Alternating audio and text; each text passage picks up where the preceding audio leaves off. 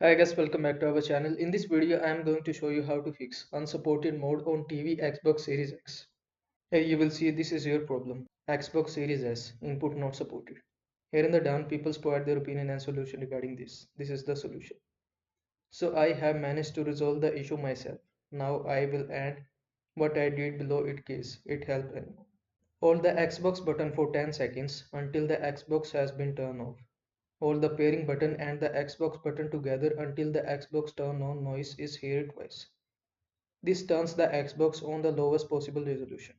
It should be noted that sometime when doing this, you may need to hold the two buttons for longer.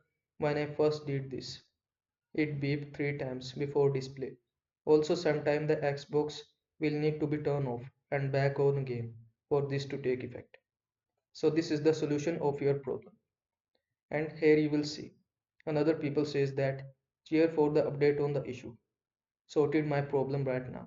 So this is the possible fix related to your problem. I hope this video was helpful to you. Make sure to like this video and subscribe to my channel for more this type of content. Thanks for watching.